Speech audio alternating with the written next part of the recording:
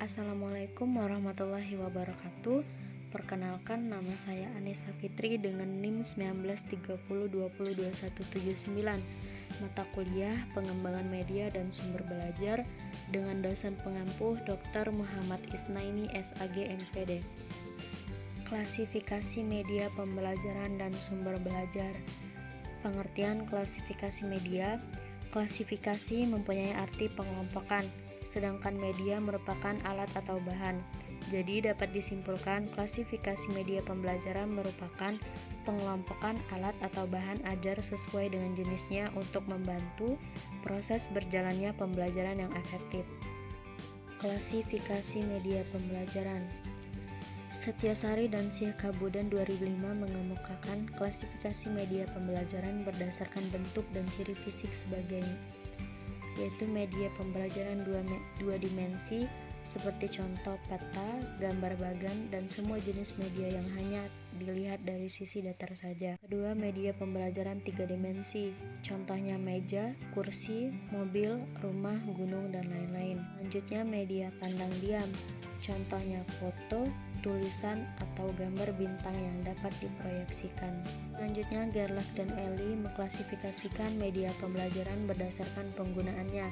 Media pembelajaran yang penggunaannya secara individual, contohnya laboratorium bahasa, serta laboratorium pusat sumber belajar. Media pembelajaran yang penggunaannya secara kelompok, contohnya film dan slides.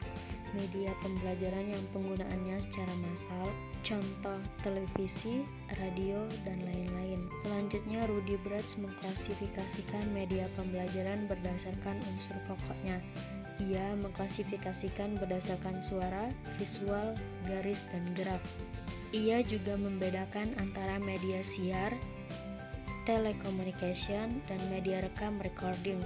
Menurut taksonomi Bratz dikelompokkan menjadi 8 bagian, yaitu media audiovisual gerak, media audiovisual diam, media audio semi gerak, media visual gerak, media visual diam, media semi gerak, media audio, dan media cetak. Selanjutnya, klasifikasi media pembelajaran berdasarkan klasifikasinya. Dilihat dari sifatnya, media dapat dibagi ke dalam media auditif, yaitu media yang hanya dapat didengar saja, yang memiliki unsur suara seperti radio, tape recorder, kaset, piringan hitam, dan rekaman. Kedua, media visual, yaitu media yang hanya dapat dilihat saja, tidak mengandung unsur suara, seperti contoh film slide, foto, transparansi, lukisan, gambar, dan berbagai bentuk bahan yang dicetak seperti media grafis dan lain sebagainya. Ketiga, media audiovisual, yaitu jenis media yang selain mengandung unsur suara juga mengandung unsur gambar yang dapat dilihat,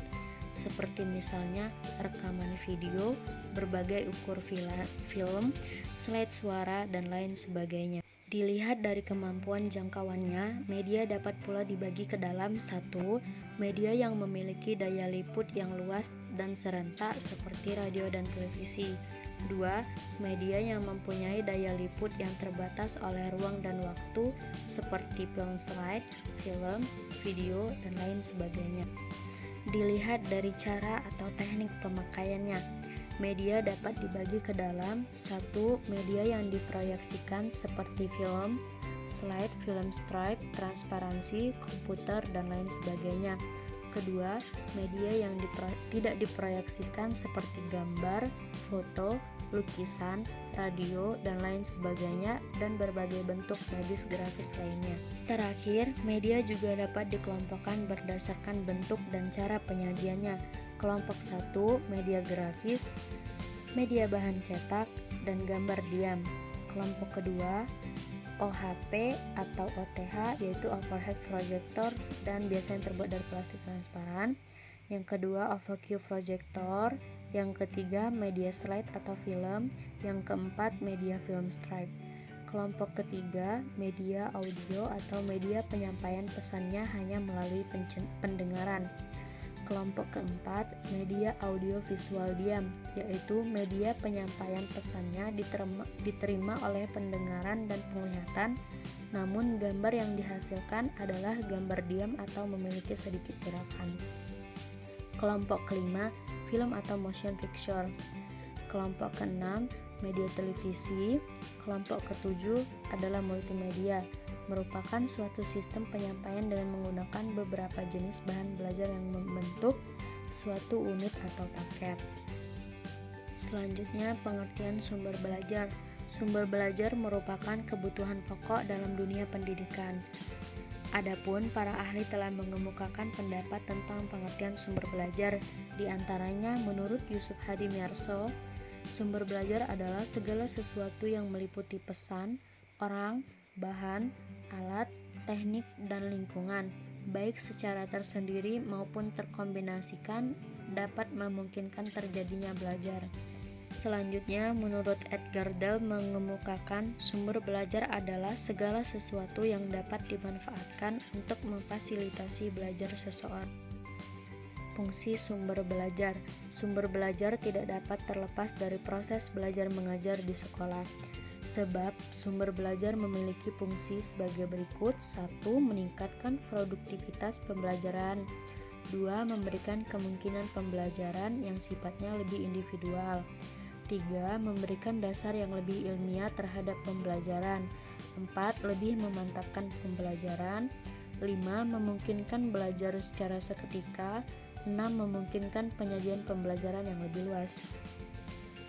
Selanjutnya, jenis-jenis sumber belajar.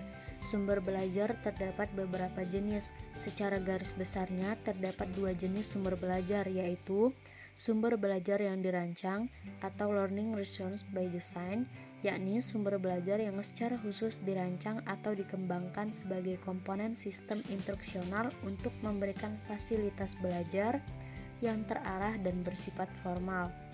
2. Sumber belajar yang dimanfaatkan atau learning resources by utilization, yaitu sumber belajar yang tidak didesain khusus untuk keperluan pembelajaran dan keberadaannya dapat ditemukan, diterapkan, dan dimanfaatkan untuk keperluan pembelajaran. Baiklah, mungkin sekian dari saya. Terima kasih. Wassalamualaikum warahmatullahi wabarakatuh.